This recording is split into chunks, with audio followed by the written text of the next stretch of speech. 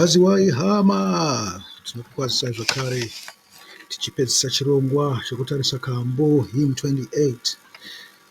Rumbo rwakanaka chaizvo. Chinhu chandinoda kukukurudzirai ndechekuti mupote muchitarisa dzimbo idzi muchifungisisa zvadzinoreva. Makanzwa ini ndichitaura kuti dzakaita pisarema. Mumapisarema munowana zvakawanda zvinokudzidzisai zvakawanda. Mapisarema ndeenguva dzakasiyana siyana. Mimwe minyengetero inokubatsirai paminyengetero yenyu, inokudzidzisai nzira yokuti munonamata sei. Hongu dzimwe nguva pane vanhu vanotedzera mapisarema vachingonamata vachitedzera mapisarema zvisina kuti inguva yakaita sei. Asi panguva yaunoona kuti ndiri panguva yakati, nguva yekuchema, unokwanisa kuendawo pamapisarema okuchema wotedzera munyengetero wacho uchiitawo sezvawakaitwa mubhaibheri. Nekuti zvokwadi zvinhu zvatinonyengeterera hazvina kumbosiyana. Isadza nechingwa mazuva ose, muriwo nenyama, kuchema, rufaro. Tinonyengeterera patna kana kuti mudiwa, tinonyengeterera vana, tinonyengeterera kana muvengi oswedera pedyo nesu achida kutitakaza.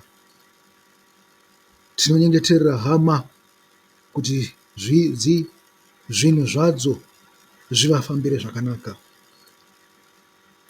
Saka nhasi unoti kutarisa stanza yechitatu, asi yatingoimbai kambo kacho kanotinakidzei, kanoti uyai maKristu. Tane ino third episode. Saka pa 3 episodes apa ino yekupedzisira. Rumbo runoti uyai maKristu norufaro norukundo, uyai kuBheterehema. Onai wazvarwa Ishe wokudenga, uyai timurumbidze, uyai timurumbidze, uyai timurumbidze Kristu Ishe.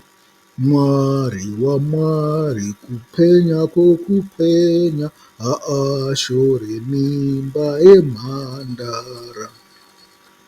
Mwanakomana waMwari chokwadi, uyai timurumbidze, uyai timurumbidze, uyai timurumbidze Kristu Ishe. Ombai ngirozi, ombai nokufara, ombai imi mose vokudenga. Ngaharumbidzwe wokumusoro-soro, uyai timurumbidze, uyai timurumbidze, uyai timurumbidze Kristu Ishe. Tokukwazisai mazvarwa iri zuva, tinokurumbidzai Kristu Ishe. Izwi raBaba zvino muri pano, uyai timurumbidze, uyai timurumbidze, uyai timurumbidze Kristu Ishe. Amen. Zvanhasi tiri pana stanza 3 nestanza 4 dzinotaura kuti ombai ngirozi, ombai nokufara, ombai imi mose vokudenga, ngaharumbidzwe wokumusoro-soro, uyai timurumbidze Kristu Ishe. Amen. Stanza yechi3 inotaura pamusoro pekurumbidzwa kwomwanakomana. Asi ngatimurumbidzei nekutya, ngatimurumbidzei tichidedera, nokuti ndianiko? Ndishe. Amen. Makamboona zvinoita mabhosi pabasa here? Kana wakaenda pana bhosi waunoziva kuti ane mwoyo wakaoma, unenge uchinyemwerera zvako asi usingade kuita sei? Kunyemwerera. Unenge uchinyepera kumufarira asi usingade kumufarira, nekuti unenge uchitya. Unenge uchitya kuti zvino ndakadzingwa basa ndogoita sei, mhuri ndoita sei kumba uku, kana kuti ndozowana kupi mari yekuita zvandinoda. yekugadzirisa musoro, yekutenga tumadhirezi twakanaka-naka, yekutenga tushangu twakanaka-naka. Ndozoita zvekukumbira here zvikomba zvakare kana kutsvaga shuga daddy.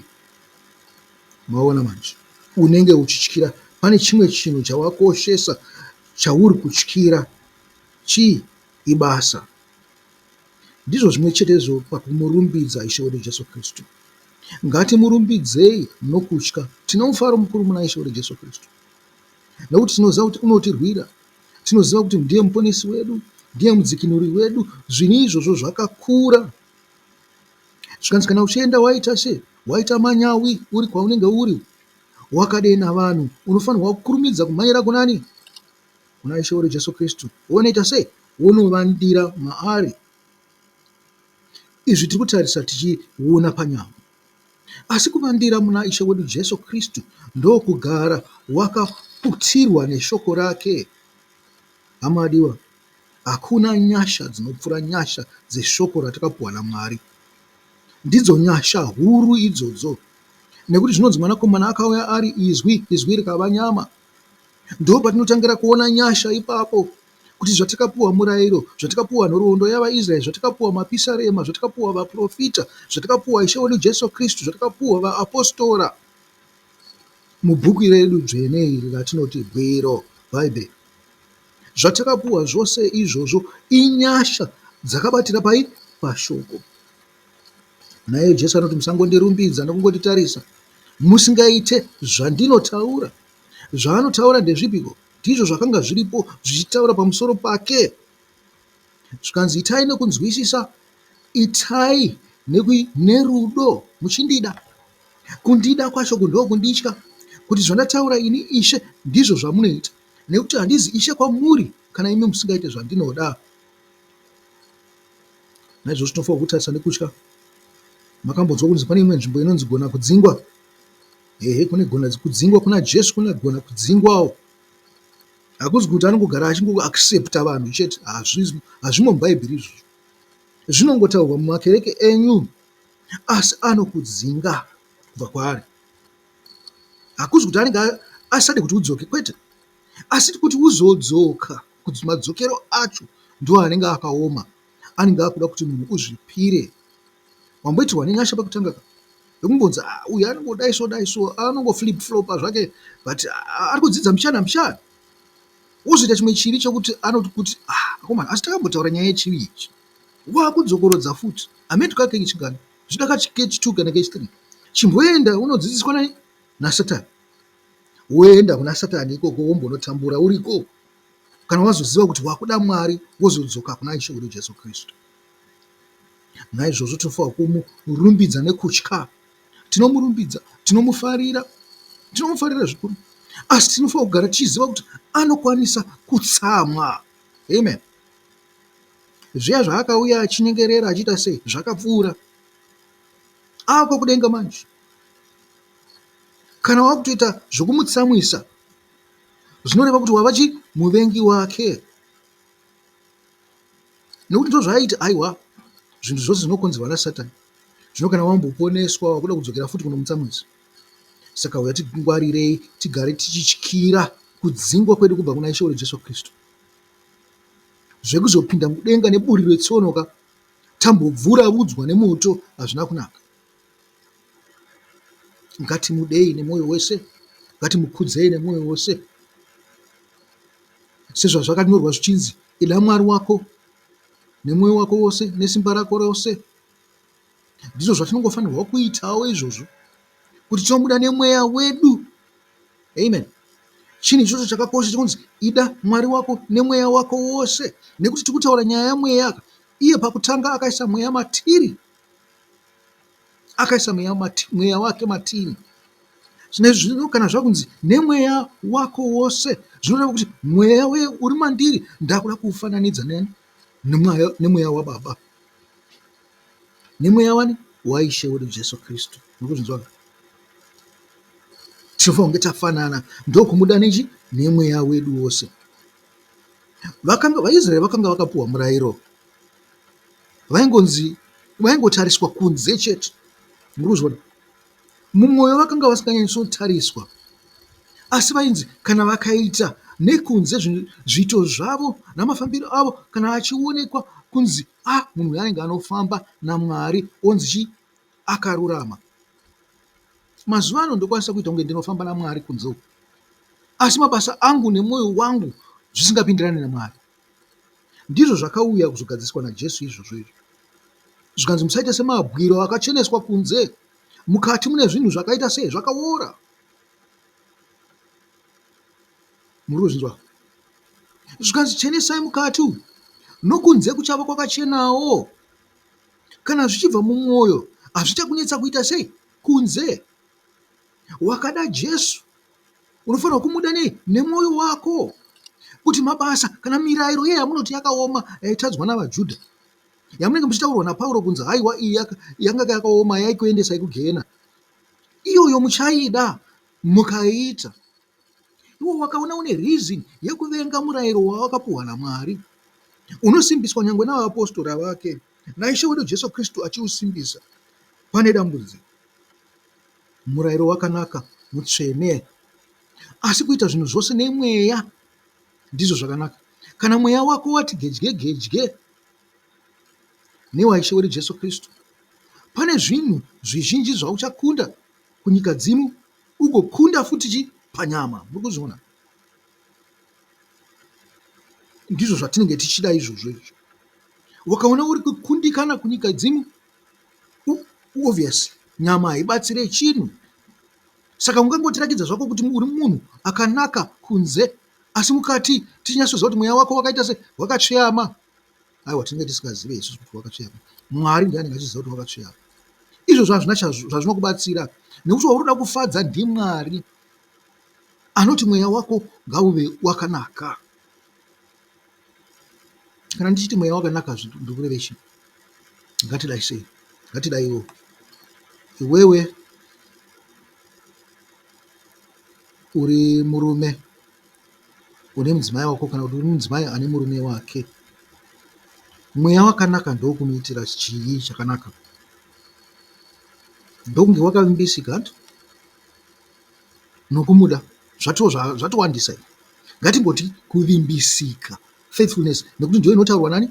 naIshe wedu Jesu Kristu, kuti ndiwo chakakosha pamarriage ichocho, kungoti ndakavimbika kune mukadzi wangu chete, kungoti iwo wakavimbika kune murume wako chete. Ndizvozvo. Tisatamboenda nezvebonde izvi, tisatamboenda nezvimwe zvinhu izvi. Zvikanzi iva wakavimbisika, iva chinhu chimwe chete nemurume wako, kana kuti murume nemukadzi wake. Muri kuzvinzwa ka? Ndo zviri kutaurwa apa. Ngative chinhu chimwe chete naIshe wedu Jesu Kristu, tichizviita nokutya, semukadzi anotya kurambwa kana abatwa achiita sei? Achiita upombwe. Anongotyira reputation yake, futi anotyira mafambiro ake, anotyira marriage yake. Muri kuzviona kuti akarambwa ipapo apa, akaenda pane mumwe ko akarambwa futi, watone reputation yakaipa kawa. Nyangwe murume wake achazomurora, achatombotanga amubvunza kuti ko wakamborambirweiko kwawakabvawo. Muri kuona? Zvimwe chetezvo nemurume, wakamborambana nemukadzi wako sei wakuti okay, wakuda kundiwana nhasi. Zvikanzi faithfulness, vanhu chinhu chinonzi faithfulness muchikoshesa. Munongofunga kuti Jesu aingotaura nezvebonde chete. Hai, pazvinonzi mava nyama imwe chete, hazvinei nebonde izvozvo. Zvinongoreva kuti mava munhu one. Chinoita mumwe chinofanira kunge chichifarirwa nemumwe. Panofanira kunge pasina kupesana. Zvireva kuti zvinhu zvenyu zvose munofanira kutombotanga magarira pasi. Haungangoita chinhu nokuti unoda kuchiita. Zvinokwanisa kuzokuvadza mumwe wako. Ndizvo zvimwe chetezvo kana muri mukadzi une mashavi ekuhura, unofanira kumbotanga wambotaurira baba kuti ndakumboenda kunohura usati wabuda mubanda. Kuti baba, ndoda kumboenda kumbonoona boyfriend yangu uku. Baba vakubvunza kuti muchaita bonde here? Woti aiwa, tichaita bonde ikoko. Baba voti okay, famba zvakanaka mudikwa wangu, ndozokuona wadzoka. muri kuzvinzwa kai? Ndo stage yamunofanirwa kusvika iyo, asi tichiziva kuti apa tinenge tazviitira panyama ka, kana murume wako akutendera azviitira panyama, kuna Mwari une chivi, naizvozvo unenge uchikanganisira Mwari. Nyangwe murume wako akutendera, hazvizvo zvinokubvumidza kuti uite chinhu chakaipa, nekuti kutonzi uri kuna Ishe uri Jesu Kristu kunge uchitoziva kuti chakaipa ndechipi. Kana wakanga usingazive uchadzidziswa ugozoziva kuti chakanaka ndechipi nechakaipa ndechipi. Naizvozvo ngaarumbidzwe kumusoro-soro, ngaarumbidzwe kudenga, ngaarumbidzwe pasi nopasi. Muri kuzvinzwa kaizvo? Ndosaka tichinamata isu, our Father who art in heaven, hallowed be thy name, thy kingdom come, thy will be done on earth as it is in heaven.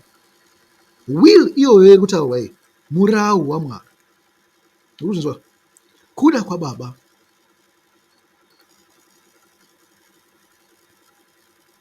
Ngaarumbidzwe wokumusoro-soro, iye Mwari oga, Mwari chaiye, Mwari musiki. Zvikanzi uyai timurumbidze Kristu Ishe, ngatimurumbidze nei? Nenzira yatakadzidziswa nayo naIshe wedu Jesu Kristu. Mukuzvinzwa? Zvikanzi nyangwe nehondo dzekudenga dzinoita sei? Dzinogwadama kwaari. Zvikanzi mupfurupfura ngirozi. Muri kuzvinzwa kai? Naizvozvo Ishe wedu Jesu Kristu, kana takabatira pana Ishe wedu Jesu Kristu zvaakatidzidzisa, hatingamboenda Rome. Kana ndakuzokudza zvaPauro, kana zvaPeter, kana zvaJames, kana zvangu inini mufundisi muparidzi anoti, maakuzvikudza kupfuurani zvaIshe wedu Jesu Kristu, panokwanisa kuita dambudziko ipapo. Chamunoda kuenda kudenga, ina handina denga randinaro. Kana pasi pano handina kana accommodation yekuti ndingakuisei ini. Saka kana makundifadza ini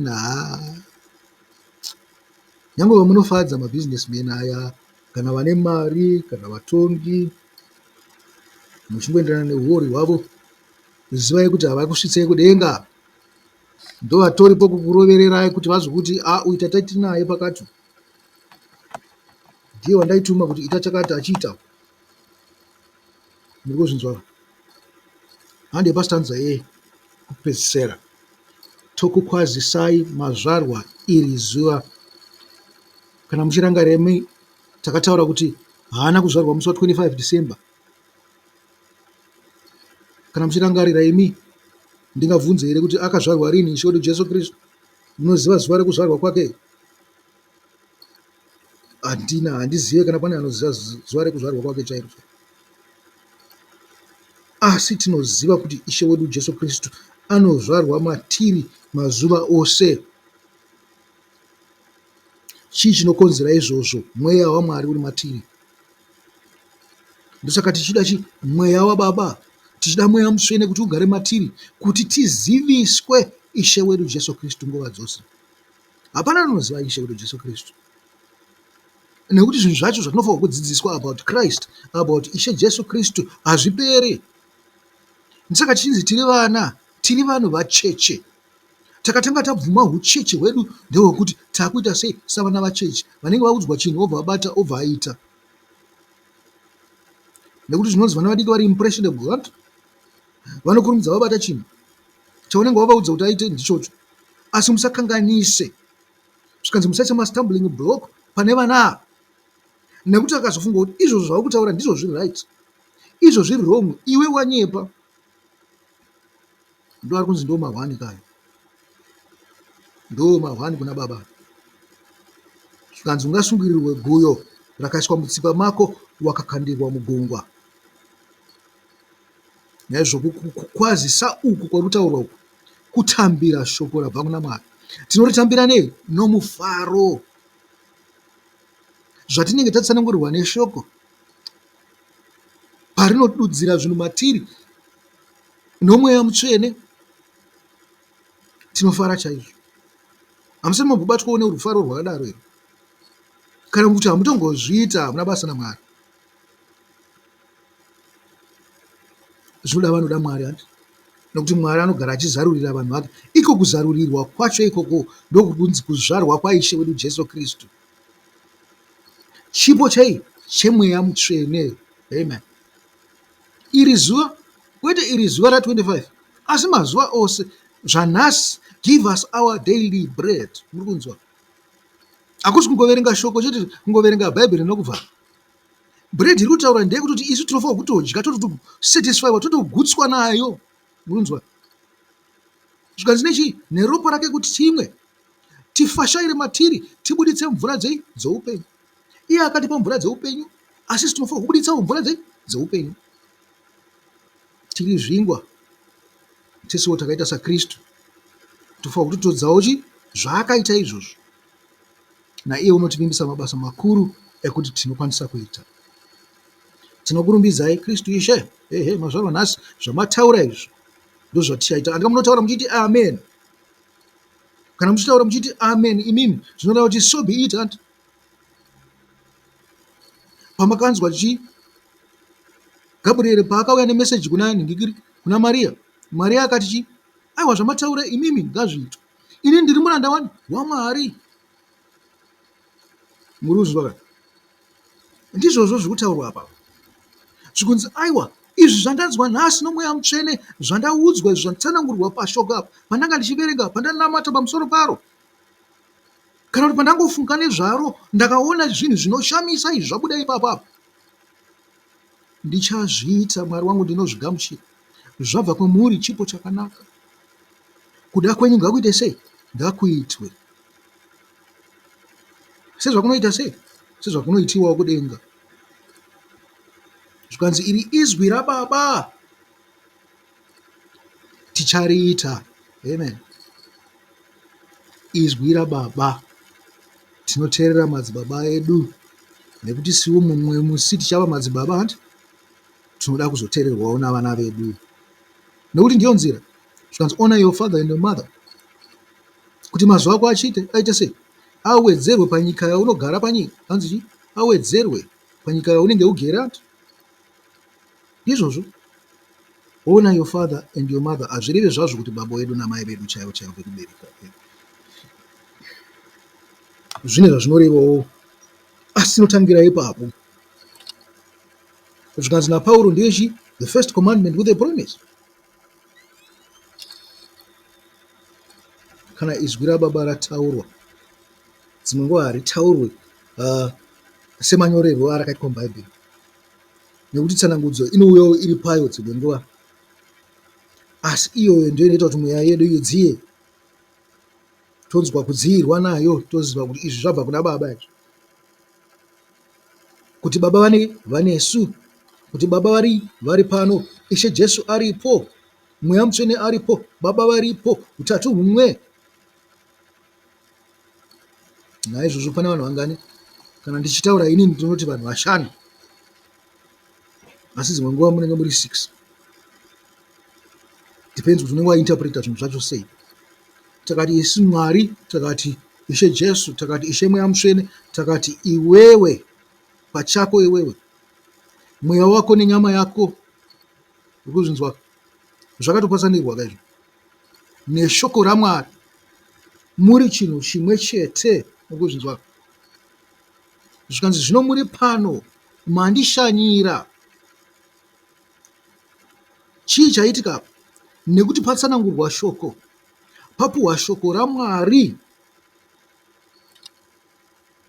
Zvikanzi chakurumbidzai, sezvamataura ndizvo zvandichaita, Ishe wangu Jesu Kristu. Aiwa hama wangu, hama yavadiwa, ndinotenda nechidzidzo chatapindana nacho icho cherumbo hymn 28, uyai maKristu, chinowanikwa muhymnbook yeMethodist yeHwisiri. Hachisi chidzidzo chevanhu veHwisiri chete, asi ndechekereke dzose, nekuti hazvinei kuti nekereke ipi. Kana rumbo ruri muna Mwari chete, nderwevanhu vose. Rumbo rune chidzidzo, rumbo rune simba. Naizvozvo ndinokunamatirai kuti Ishe wenyu Jesu Kristu apote achizvarwa mamuri misi yose, mugomugamuchira misi yose, mupote muchitarirawo shoko, muchikumbirira mweya mutsvene kuti anga achikutsanangudzai. Kana parinouya paya musina kana bhaibheri pamuri, gamuchirai shoko iroro, ridziise mwoyo yenyu, muzive kuti baba aripo. Kana mamangatarira kuita zvinhu zvisina maturo wese, mobva machinja mapurani, motanga kuita zvinhu zvinoenderana nokuda kwababa, nekuti vanenge varipo. Ko muchavadzingireiko kana vakushumirai? Asi hazvisi kuti tinoda kuti vatichengete misi yose, hazvisi kuti tinoda kuti vataure nesu misi yose here. Naizvozvo hama dzangu, ngatigumire pano. Mwari ngaakuropafadzei, muve newikendi yakanaka, nevhiki rinotevera rakanaka. Chisarai.